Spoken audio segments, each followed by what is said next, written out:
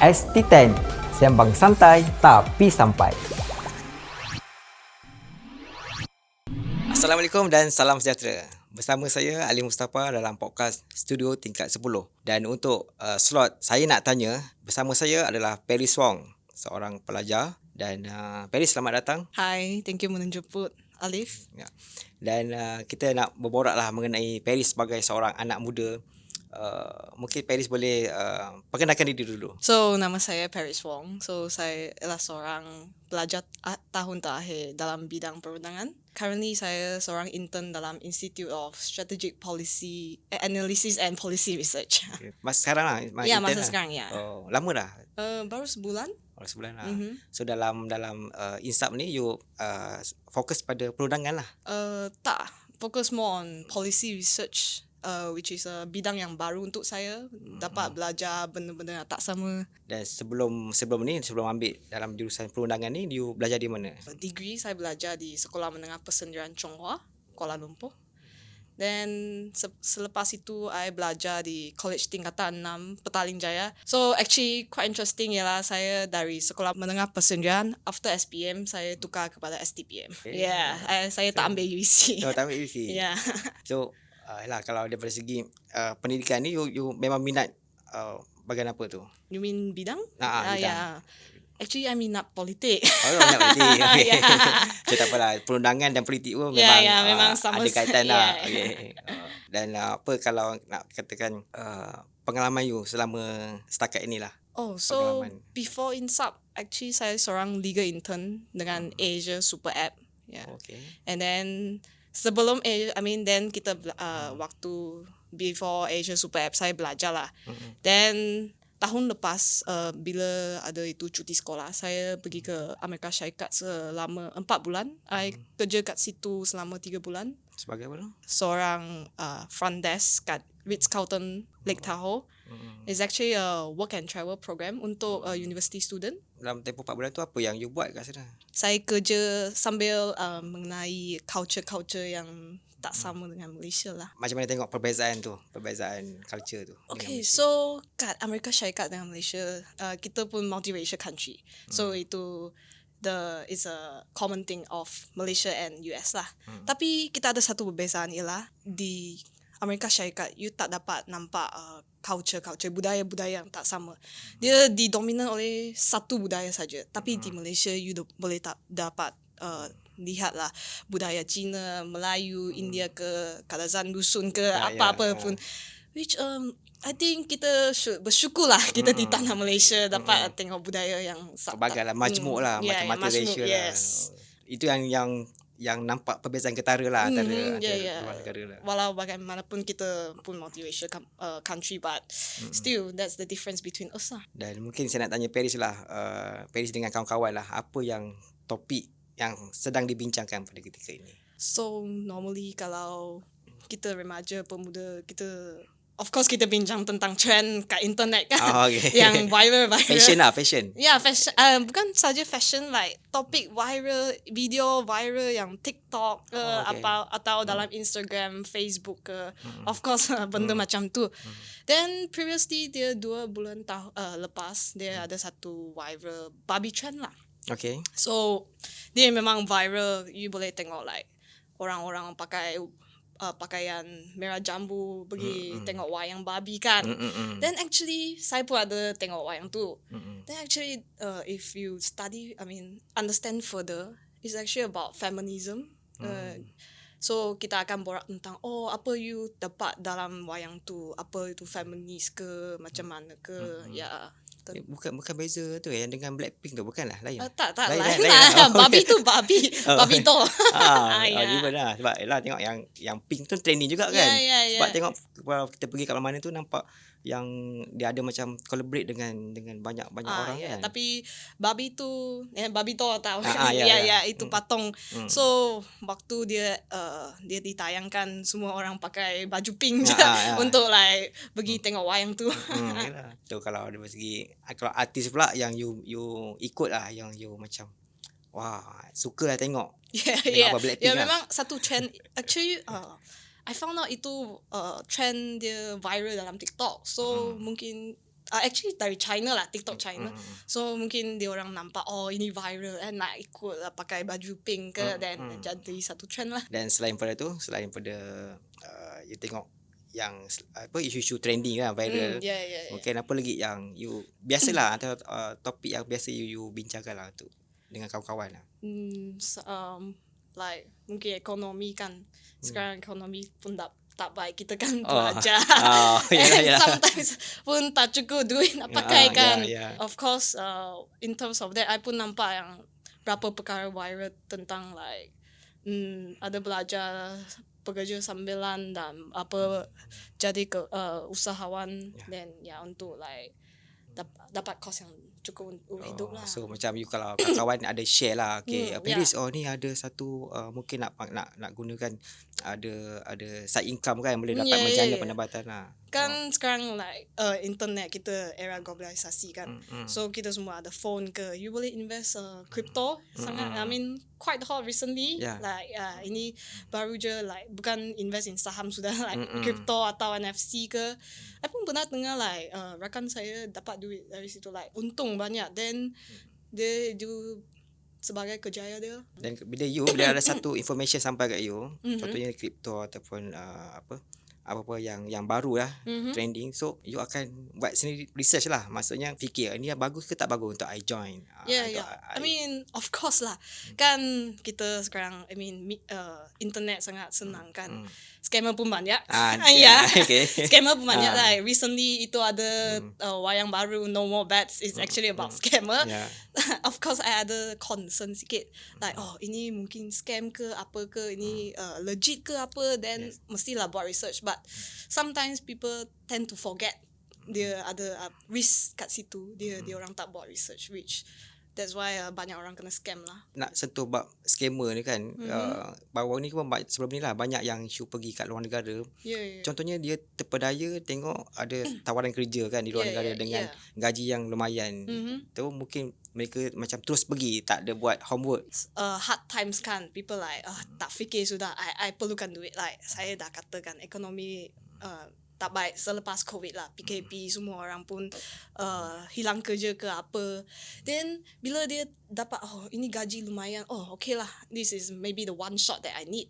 Then dia buta-buta pergi saja, then kena scam. Lepas tu lebih teruk, kena scam, lepas tu kena kurung kan, tak boleh nak balik. Kurung tapi tak boleh balik, which is pretty sad. So I will like advise saya, rakan-rakan saya lah, bila you dapat like offer yang menarik, buatlah homework dulu. Tak, I mean no harm to buat homework kan. Dan inilah Paris sebagai seorang anak muda tadi ada menyentuh bab kos sara hidup. Dan untuk kita meminta Paris bercerita tentang lanjut mengenai para kos barangan dan semuanya, kembali selepas ini. ST10, sembang santai tapi sampai.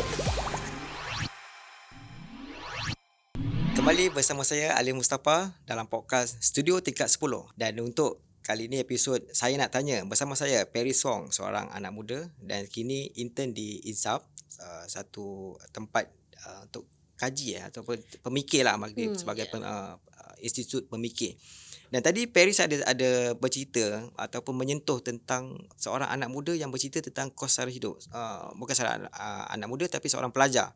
Dan Paris, bagaimana you nak menghadapi dalam keadaan sekarang ni kenaikan kos sara hidup ni? Dia pun secara menyeluruh lah, kos sara hidup ni melibatkan kenaikan harga barang, inflasi. Dan Paris sendiri sebagai anak muda dan seorang pelajar, macam mana? Okay, so of course like you boleh nampak pelajar yang bekerja sambilan. Okay, that's paling tradisi punya method.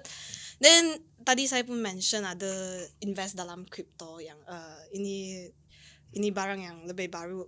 So in terms of invest dalam crypto atau kerja sambilan, saya pun ada kawan yang buka kedai dalam Shopee atau Lazada. Dia jual barang lah, cause modern problems requires modern solution, right? Then so we have internet. Kita boleh like guna internet lah, tak payah sewa kedai, just jual online lah. So online tu maksud tu jadi apa, dropship. Dia tak ada, dia bukan barang dia bukan produk dia cuma jual. Ataupun maksud Paris tadi yang ramai kawan-kawan join tu, dia ada barang sendiri, produk sendiri. Ada yang dropship pun, ada yang barang sendiri. Like I pun ada kawan yang dia business dia besar sampai dia ada gudang sendiri, which then dia itu akan jadi kerjaya dia lah selepas dia graduate ke apa. So far ni dia macam involve untuk menampung kenaikan kos hidup sekarang. Yeah. So bila dia macam ada stable benda tu, bisnes yang baik, dia akan continue sampai jadi satu kerjaya lah. Yeah.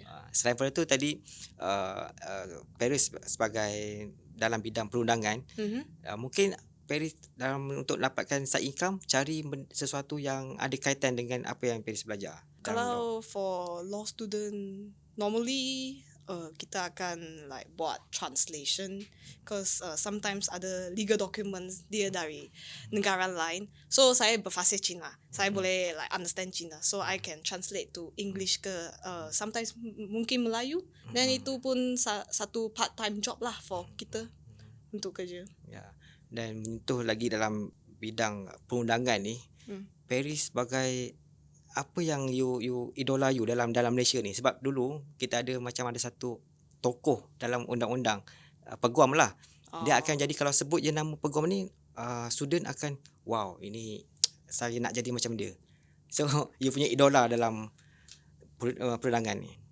Ambika, Dato' Sri. Ya, Ambika. Kenapa tu? Dia saya kagumkan kerana okay, sorry, a bit sexist ke apa, tapi dia perempuan. Okay. Yes, which saya pun perempuan. I look up to her.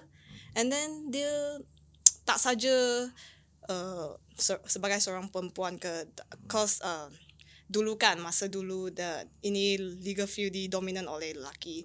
Dia dapat like kejayaan sekarang, memang dia sangat mengagumkan. Dan dia aktivis dalam human rights ke apa, dia dapat like UN punya award dia, which is I look up to her. And then sampai sekarang, which she should retire, she's still practicing. Sebab tengok bagus juga Ambika kan, dia satu aktivis yang sangat aktif lah dulu. Dan sekarang pun masih lagi dia macam berprinsip jugalah. Bila tengok statement-statement terbaru dia kan, dia still berpegang pada prinsip lah. So mungkin you tengok dia sebagai penganjuran aktivis dalam bidang perundangan ni sebagai ikon you lah untuk Paris sebagai student perundangan ni, dan you juga minat pada politik, dan boleh kongsikan apa kaitannya perundangan dan politik? So kita tahu politik parlimen tu lawmakers like MP, and politik tu mempengaruhi pengembalan undang-undang, which then saya which is like why I choose law. Then I can like get to know more about law and then use it in the political field lah. Okay. Sebab mungkin ada contoh dia. Contoh mungkin pindaan berkaitan undang-undang yang boleh membantu bukan saja pada politik tapi pada masyarakat dan juga pada negara. Mungkin ada you terbayang sesuatu? You mean pindaan yang belum buat ke sudah? Ataupun yang dah buat ke atau yang sebelum buat? So I mention kan dulu I kat Asia Super App intern. And I came across dia satu act yang Before Merdeka, which is a gaming house act yang dia sudah sangat lama tak ada orang like bagi amend ke apa. Dia ada satu act sangat lama Ya, itu sangat lama. apa perlembagaan lah ataupun act yang bawah kecil. Itu gaming house act untuk judi punya act, Okay. akta yang for judi lah. Then dia ada cakap like something like lucky draw itu actually illegal. Tapi itu terlalu lama like Before Merdeka. Dia pun tak kita pun tak tahu Before Merdeka apa benda happen ke apa. So dia cakap itu lucky draw itu illegal. If come to nowadays it's irrelevant lah. Kan I tak faham lah, tapi entahlah.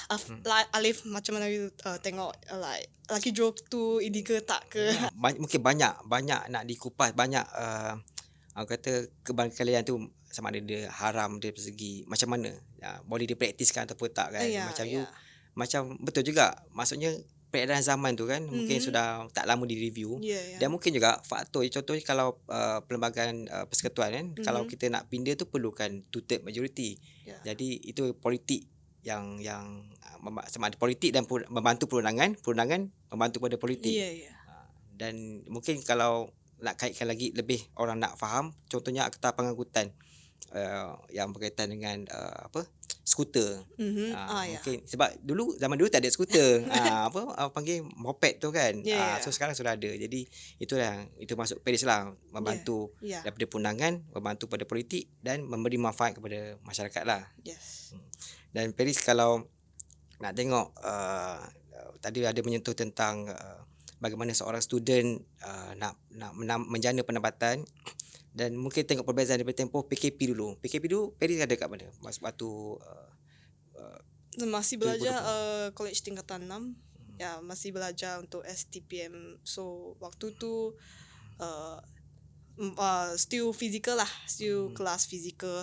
I pun involved dalam kelab-kelab ke majlis belajar tingkatan 6 pun banyak event jalan. So waktu tu masih ada student life lah I cakap. Then waktu PKP start degree, then itu dah tak ada student life lah. Kita tak ada campus life dah. Itu ada cakap perbezaan tu lah.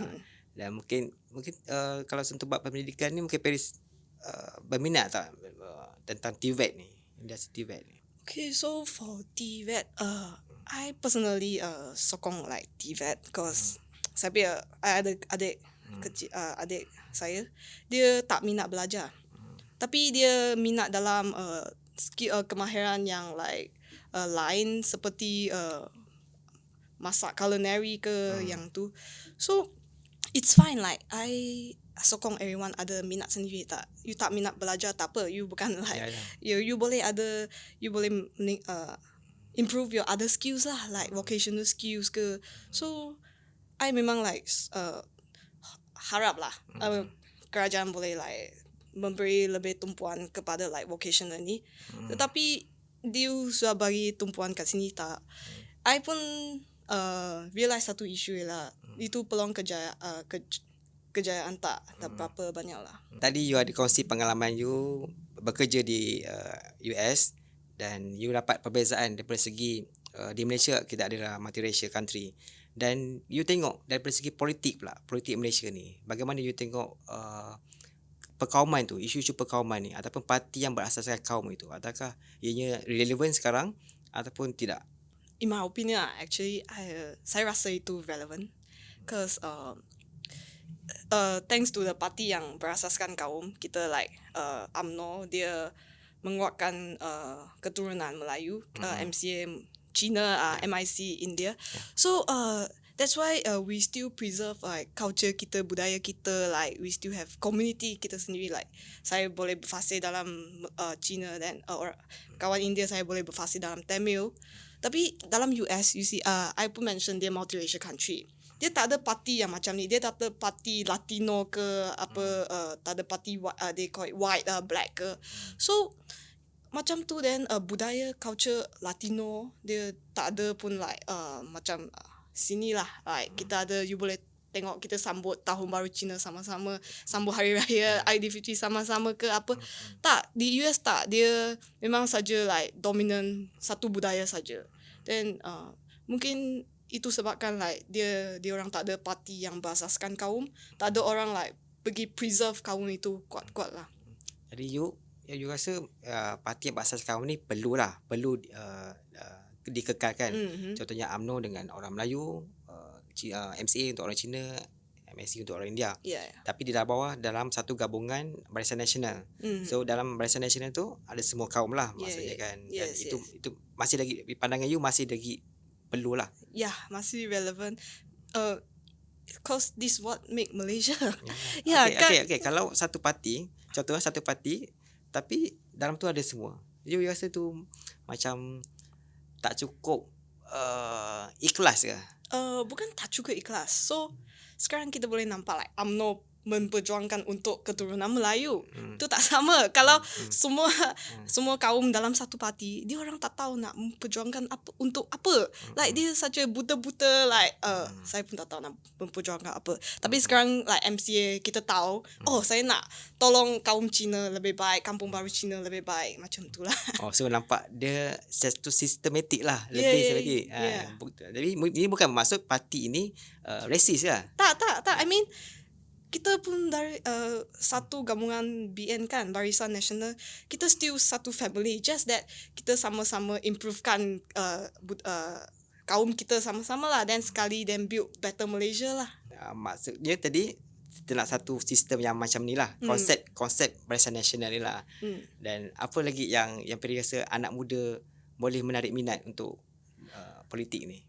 So saya ada satu idea, like kita boleh mengadakan camp cuti sekolah, like kita boleh kumpulkan semua pelajar-pelajar regardless university ke sekolah menengah ke, then join camp itulah.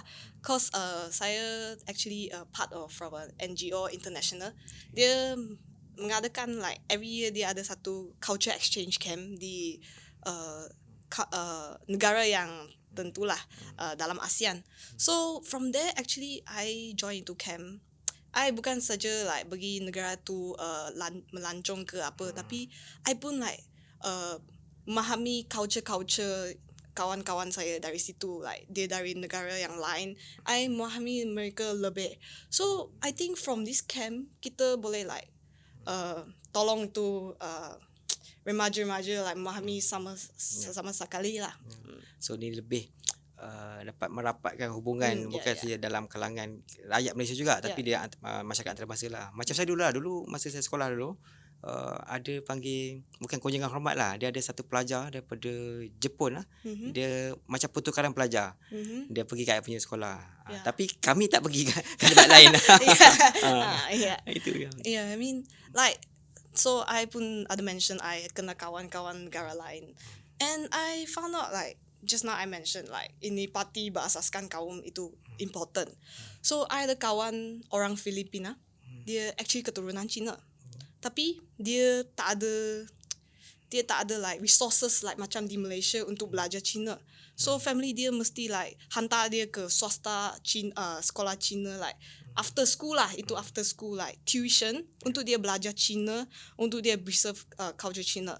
Like Alif, you fikir lah, kalau itu family dia tak kuat bangsa, then I think keturunan Cina di dalam negara itu kan lost kan. So dia macam tak ada identity lagi kan.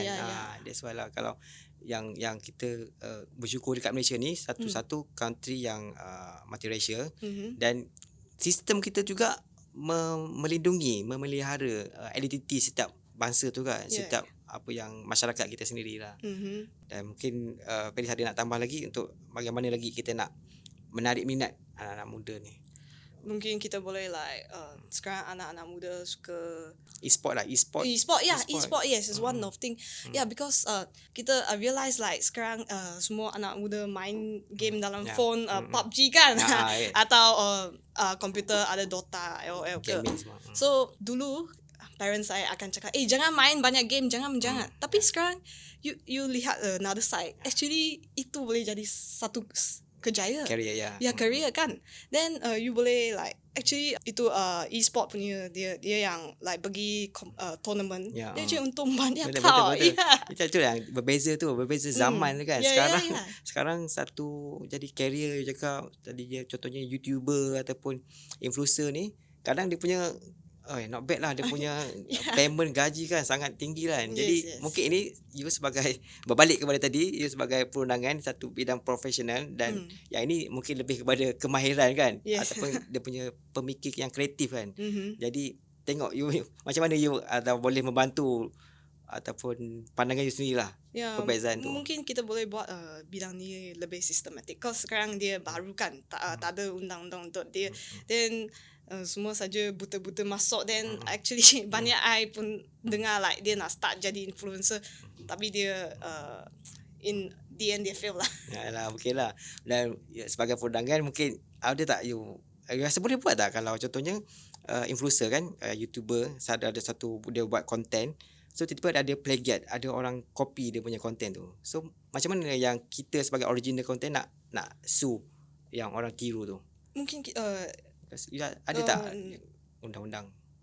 You mungkin boleh ada copyright infringement, tapi dia sangat vague lah. So maybe kita boleh like mengubahkan lebih deeper lah, like more specific kan.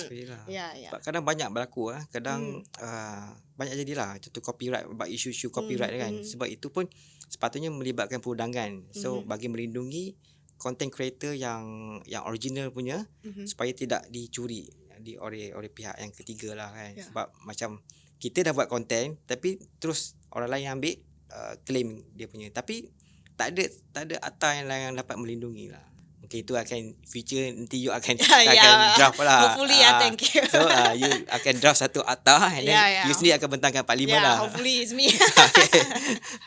Okay, dan sekali lagi menyentuh bab politik, mungkin Paris, kenapa you macam you nampak minat juga dekat politik ni? Atau apakah yang mendorong you minat? Mungkin daripada family atau macam mana? Oh, actually ada satu pakcik dia, late pakcik lah, sudah meninggal. Dia actually bakal MP. Okay. Dia MP? ya MP, Okay. Pontian. Oh. So dia 80-an lah. Dia waktu tu dia seorang yang baik hati, dia humble. Dia memang nak memperjuangkan untuk kaum Cina. So apa saya dengar dari family I yang lain, dia orang memang memujikan dia, cakap dia yang tolong kampung baru Cina situ lah, bagi so that's why semua kaum Cina situ like bersyukurlah kepada dia, like dia yang tolong tempat itu. So you sebagai tadi you research juga kan. So jadi bila you tahu cerita macam ni, macam mana dia punya, apa yang you buat? Maksudnya tadi family you ada cerita tentang you punya uncle, you punya pakcik, dan apa yang you mungkin you pergi research, okay, nama uncle ni, and then you tengok balik dia punya sejarah. Ada tak you buat macam tu? I pun found out that dia MCA punya. Okay. So dia tempat dia, division dia yang menubuhkan. Tak ada division itu Oh, tau. Dia okay. yang Dia dia penubuh division dia di situ. So wow, I was like wow. Yeah. Dia memang like nak menggimat bergimat untuk like itu rakyat situ lah. Then dia menubuhkan division kat situ. Then dia berjaya lah menjadi MP. Dan dia adalah you punya ikon jugalah, dia punya Ya. menjadi rujukan pada you jugalah untuk lebih mendalami, lebih fokus dalam politik jugalah. Okay, Paris, dan maybe untuk last word you untuk Malaysia. So satu Malaysia, it's only matter of time. So I yakin lah kita semua bangsa, berbilang bangsa boleh like bekerjasama dan membuatkan like Malaysia yang lebih maju dan much more. Dan terima kasih Paris kerana bersama kami dalam studio tingkat 10, dan berjumpa lagi. ST10, sembang santai tapi sampai.